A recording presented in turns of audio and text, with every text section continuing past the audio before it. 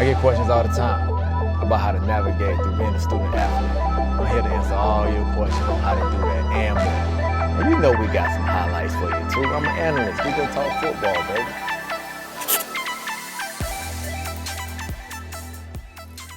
Welcome to Cover 24. This is your host, B Flow. Hey, I appreciate all the responses and everything from the first podcast. But we're gonna switch it up a little bit for the second podcast. Since the questions are in high demand, we're gonna start off with the questions, then we're gonna get to the highlights. First question, check this one out. If marijuana is legal in your state and it ain't banned in the NFL drug testing, why is it banned in the college drug testing? I'm gonna tell you why. And this is from Anonymous. You know, I get a lot of anonymous messages that coming in, but a lot of athletes wanna know this. I understand y'all wanna blow. Y'all feel like it might relieve stress. Some of y'all just feel like y'all need it after a hard day, but guess what? You gotta look at things when you mature from both sides of the tracks. You looking at it as like, this is my stress reliever, this is my pain reliever, this is what I need to get by through college, hard days, long days of 6 a.m.s, going straight to class. It can be stressful, I know. But look at the coach's standpoint, right? When they sat in your living room when you was a kid, 17 years old, and they talked to your parents, and they promised your parents that you'll come back with a degree and to be a better man. They might have promised you that you'll have a shot at the NFL, but that's up to you. But one thing they guaranteed was that you were gonna come back with a college degree, so you'll have an education and you'll come back a better person. What do these coaches look like sending you back home, and even the NCAA allowing you to come back with an addiction? Because everybody, including myself, we played with college athletes who's been addicted to either drugs or alcohol. They came in as freshmen, 5 stars, 4 stars, highly touted. When they got to college, they started experiencing. You know, once they started experiencing with marijuana, at first, it maybe been 1 J a day. Then it went to 1 before practice or 1 in the morning as soon as they woke up. Then 1 at night before they went to sleep. And then it started graduating to once in the morning, 1 after class, 1 before practice, and then 1 before you went to sleep. And before you know it, you established an addiction. And most people, they won't know they have an addiction until it's too late. And that's the last thing you want to have in college, because if your coaches and the people around you know that you have an addiction, who actually care about you and want to give you help, now you got to miss a year out of sports. And once you miss a year out of sports, now they're kind of finding somebody to replace you because they don't know if they can count on you. Imagine if you didn't have an addiction and you came in as a freshman. You came in, handled business. You're a freshman All-American. Let's just say in a perfect world. Sophomore All-American.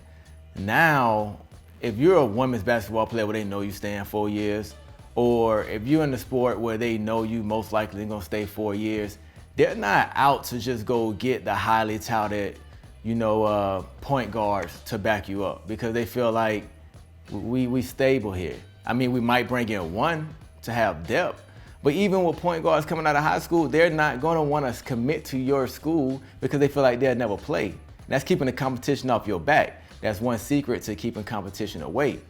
But if you're inconsistent in your off the field, in your daily life, coaches can't trust you on the field or on the court. And that's why they'll always bring in somebody to replace you. Your friends, they're also teenagers. They're not even gonna be able to tell you or notice your addiction. They just go think you stressed and, hey, bro or sis, they blow. That's what they do. Let them do their thing. Your goals that you was chasing, you won't even realize that they are starting to fade away because you're enjoying the marijuana or you enjoying the alcohol. All you know is you going in, you going through the motions in practice, and you can't wait to come back to that blunt, or you can't wait to come back to that drink. And you don't realize it's a small window. 4 years go by quick. Watch how fast your high school career went by. It goes by in the snap of a finger. College goes by even faster. You only got 1 chance to maybe change your family's trajectory within 4 years. Don't let no year go by because you was blowing or drinking. I understand you want to experiment. Everybody experimented. But you have to understand why the coaches don't want you to experiment. Because not only you'll be a liability to yourself, you will also be a liability to the team. They won't be able to count on you. So don't throw away your whole life away for that little fun within them 4 years. And that's why the NCAA and the coaches don't want marijuana be legal and you can smoke marijuana while you're in college. You're young. You won't be able to handle what comes with that. So the second question is, I want to experience everything that comes with college and have a good time. But how do you balance that with being focused on your goal and succeeding and maximizing your potential in college? Great question. Also anonymous. The way you do that is, I'm never gonna say don't enjoy your time in college, because we partied in college. We had a time in college. That might have been the funnest time I ever experienced. And trust me, I had some wild times in the NFL. But you have to know how to prioritize everything that comes with partying and having fun in college. One thing about when you look at guys or women in professional sports and you see them partying on IG, one thing in common is it's on the off season, right? You see them on yachts, you might see them at Met Gala, award shows, and it seems like they are living the life. But one thing they know is during the season, we go focus on the season. And on the off season, that's when we enjoy ourselves. So if you're partying in college, my advice is just get it in on the off season. Off season, go have fun. Because you only got 3 workouts during the week. You got time to, if you ain't feeling right and you got a little hangover, if you're able to drink and you're legal to drink, that's when you do it. Because you don't want to come into your 16-game season if you're a football player. You got a hangover on Monday. You're trying to recuperate on Tuesday. Wednesday, you feeling sluggish. Now you done kind of had a bad week of practice. And if you have a bad week of practice, oh, that's going to show on Saturday. And again, now you're starting to affect what you do on the field. During the season, cut everything out. Focus on trying to get a ring, because I tell you what, in professional sports, it's rare. Not too many people hold up a Super Bowl trophy or an NBA championship trophy or a WNBA championship trophy or, whatever it is. You don't get that experience in professional sports like that. In college, it is much more reachable. That goal is much more reachable if everybody buy in. And everybody's not gonna make it to professional sports. That's only 1%. But when you are in college, you have that time only. So man, focus on getting that dub every week. Focus on trying to hold up that trophy, because the memories are all you're gonna have. And on the off season, that's when you party and get it in. So sometimes in life, you have to learn from the mistakes people made, and you have to learn from the people that's doing it right. So look at your professional athletes, right? If you study their IG closely, the times that they party and get it in, it's always on the off season. You have to know when to monitor what you can and can't do. You don't need to party if you're a college athlete as hard during the season. And don't be selfish. What if you are the one that's gonna make it to the professional level? Your homeboys or your homegirls not. This is gonna be the last window they have to play sports forever in their life. Man, all y'all just buy in and just focused on holding that championship trophy up at the end of the year. That's when you can go ahead and have your fun. Going back to professional sports, when it's time to get ready and time to train, we get on strict diets. We don't drink, we don't smoke. It's all about getting our body in the best condition we can to go win that ring. And that's one thing that I think college student athletes don't know about us, because we don't put everything on the ground. Look at OBJ, for example, right? You see him at Met Gala, you see him at all the sporting events, you see him having fun in the club, but when he tore his ACL, you see that grind he got, you see that passion he got. He can't wait to get back on the field. He cuts out everything that would distract him internally and externally to focus on that common goal, to getting back to 100% and helping this team win a championship. And that's what I wish us athletes will show more, the grind and the dedication that we do put forth to make sure we the best that we can be. Because only that 1% make it. And that 1% that does everything they can do to win a championship, those are the ones that go play in professional sports for years and years. So just monitor how much you party during the season, because your teammates still gonna need you that weekend. So listen, I'm just like y'all who like to party, have fun. But it's a time to party and it's a time to ball. Last question of the day, and they all good. I love this question. What would I would have done differently as a freshman if I would have known today what I knew back then? The only thing that I pretty much would have done, because I think everything, the mistakes I made, the accomplishments I've made in college, they all made me who I am today. But if I could change one thing, that would have been focusing a little bit more on my major. You know how we do. We coming from whatever inner city we coming from. We just want to take a major that's not gonna be that hard and that's gonna make us academically eligible when it comes to the season, right? I know how it is. Y'all ain't got to stunt for me. I'm one of y'all. I'm trying to tell y'all. One thing I started to realize when I got out of the league and I made a nice amount of money in the league is that you don't have to work for nobody, but even when you're running your own company, you still gonna have to know little basics and little tricks to the trade in whatever profession you in. So for myself, I'm in the real estate. I'm in the commercial real estate, right? I didn't know anything about real estate coming out of high school. I didn't even think about real estate coming out of high school. I was just thinking about balling, getting to the league. But even after I got to the league, I still want to circle back to real estate.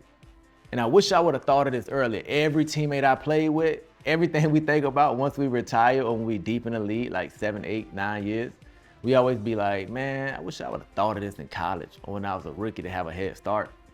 You can still do it. So if I would have took real estate classes, which they have at Virginia Tech now, man, I would have been a real estate tycoon right now instead of wasting money, hiring a team around me to just school me on everything I need to know. I have mentors that I go on a golf course with. I have mentors that I can call and say, what do you think about this? Even though I still know everything I know about real estate and all the knowledge I gained throughout the years, if I would have did this 15 years ago, I wouldn't have to ask nobody. I know it like the back of my hand.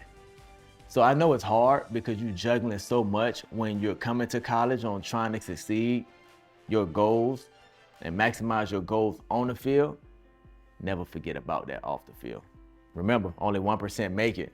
Be that 1%. Know you go be that 1%, but just know it's not a backup plan that you're focusing on when you get your education. It's something that you will always need, even when you're done retiring, done playing. I was on year 10 when I retired in the league because of injuries. I still went back to college 10 years later. That's how important it is because I wanted to gain the knowledge. It's almost like Spanish, right? We always had to take it to go to college and high school. We did whatever we can just to get through it. All of us don't know Spanish. But you go wish you done the little things like learn Spanish later on in life. Took a trip to Cuba, right? Just a side story. This got nothing to do with what I'm talking about now. I had to hire an interpreter just because I didn't speak Spanish at all in Cuba, right? Little things that I could have just tapped into in school along my way and took it serious. You know what I'm saying? You're gonna need those little tools, even little things like just learning a different language in life. It's the little things that you go through. Don't take shortcuts, right? Just fall in love with not taking shortcuts and everything presented to you, just go through it. It's gonna make you sharp. It's gonna make you the world's most interesting man or woman when it's all said and done. For the football heads, sorry we had to put the highlights on the back burner, but it was so much demand for these questions. I appreciate you staying with me though. We're finna get to them right now.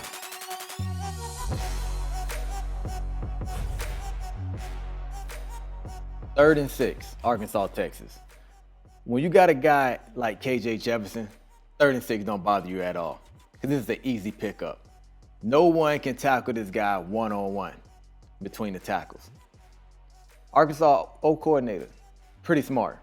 He sees the defensive front Texas is in, and they only have 5 men in the box. Arkansas knows that they have 5 blockers and nobody account for KJ Jefferson. This is a walk in the park for 3rd and 6, first down. Great job by Arkansas offensive coordinator. Doesn't get touched until he gets to the free safety, first down. Second quarter, 1st and 10. When all else fails, what's this guy that I told you can make play name? KJ Jefferson. He breaks free for 40 yards. from the back angle, you can see this is a busted play. But when you have a playmaker at quarterback, it doesn't matter. He makes things happen.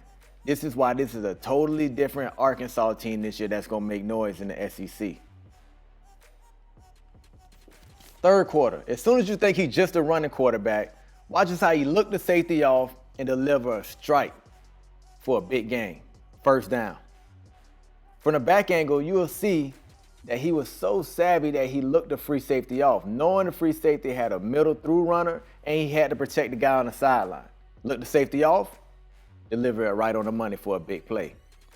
This guy, KJ Jefferson, can do it all. He can do it all at quarterback. KJ Jefferson been killing you all day on the ground. Watch how these two outside edge rushers lock in on KJ Jefferson. They know when it's a money down, they have to get to the quarterback because he's so elusive. When you focus in on a great player like KJ Jefferson, the offensive coordinator of Arkansas knows that they're forgetting about one key piece. A dynamic running back that can go untouched for 35 yards to the end zone. Touchdown, Arkansas. Watch these two outside edge rushers. They don't even think about the running back. They're going straight to KJ Jefferson. And that's what great players do. They not only create plays for themselves, they create plays for their teammates.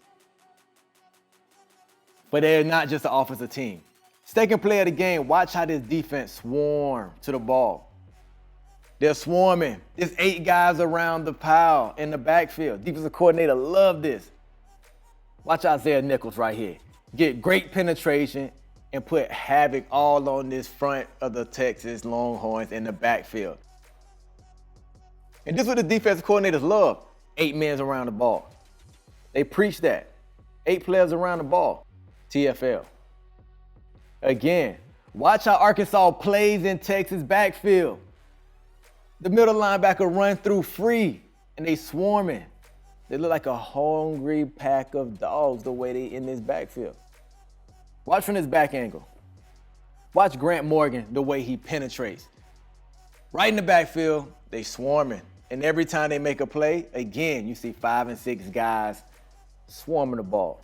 3rd and 4. The next play, that was just 2nd and 5. Texas should have been ahead of the sticks.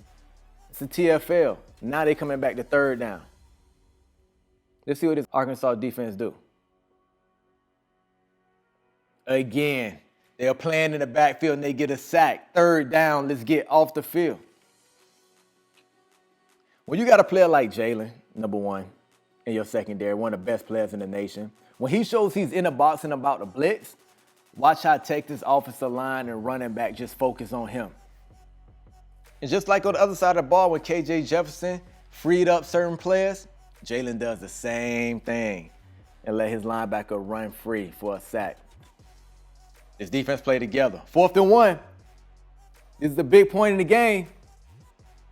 Look how this defense swarm. It's not just one guy. It's always 4, 5, 6 guys hitting running backs in the backfield. This defense plays fast. This defense plays hard. They shoot gaps. This is why there's going to be a great team this year in the SEC. Arkansas Razorbacks.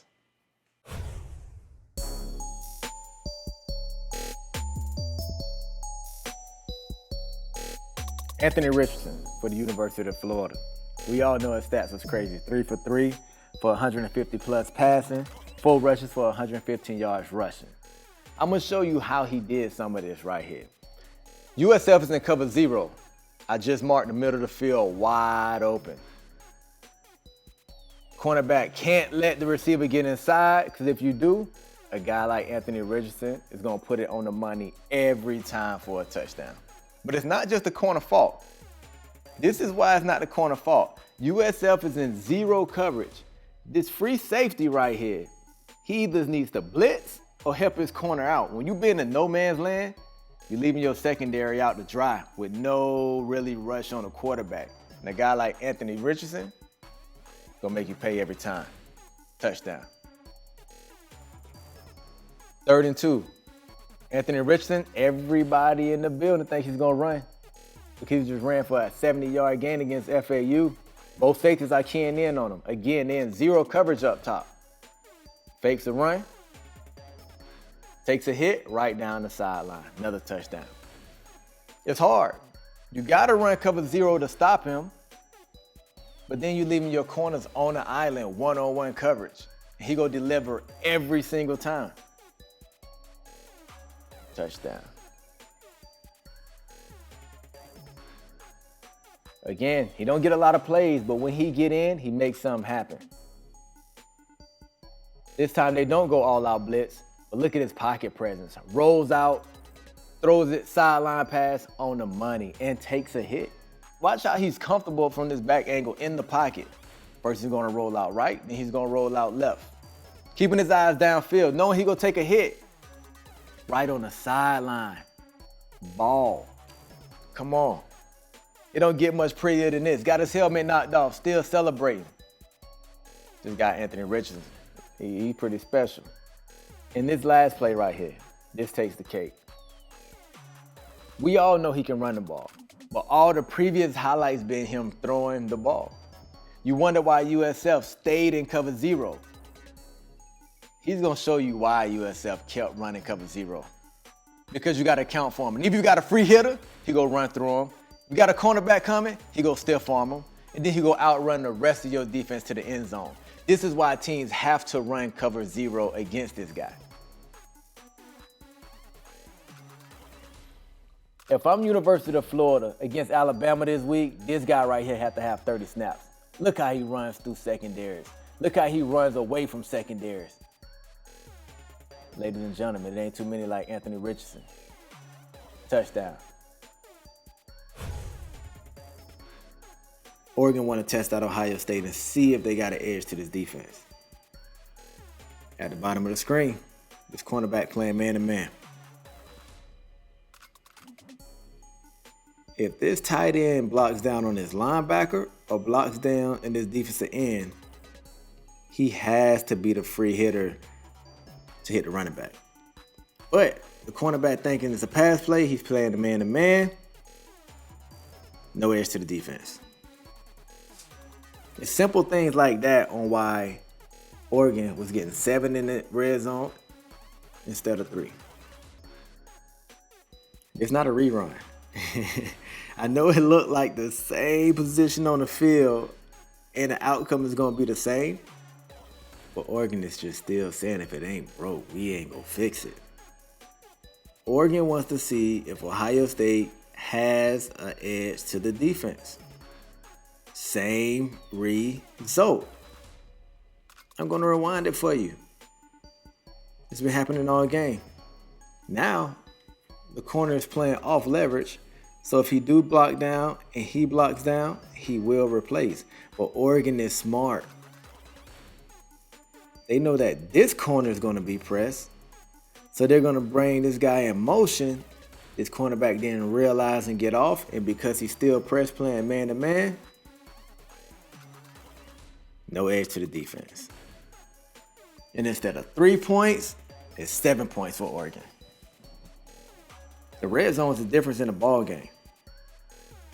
That's great by the offensive coordinator by calling this motion, cracking down, just to see if Ohio State fixed it, and they didn't. Results, same, 7 points. So now Ohio State is thinking what? We got to have an edge to the defense. Oregon knows that. Hand it right up the middle. Hold on. I have to rewind this. I'm sorry. I know you want to see the highlight. But look how many defenders Ohio State have run outside. 1, 2, 3, 4. Now they worry about the outside. And this part's open like the Red Sea right in the middle of the field. Oregon was just so efficient all day long. As you keep thinking outside, they're going to bust you right up the gut. Ohio State had 4 defenders run outside. 4. Just a few plays later. Does this look familiar? 3-by-1.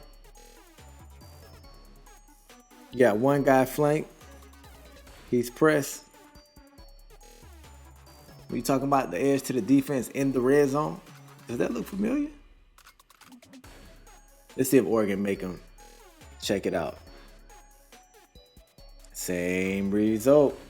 I rewind it. I don't want to sound like a broken record, but this cornerback, if he's playing man-to-man and this guy goes in the crack and he follows him, there's no edge to the defense. It'll get you every time. Next time they're in the red zone. Before I press play, what do you think Oregon gonna do? If it ain't broke, don't fix it, right? But this is where they make you mad. As soon as you think it's a run, you forget about the tight end. That's how smart and that's how efficient Oregon is. They know everybody in the building is thinking edge run, edge run. They forget about this tight end right here. Sneaks out, touchdown. That's how you play chess. The quote of the day, again, by Miles Monroe. Our life is the sum of all the decisions we make every day. And these decisions are determined by our priorities.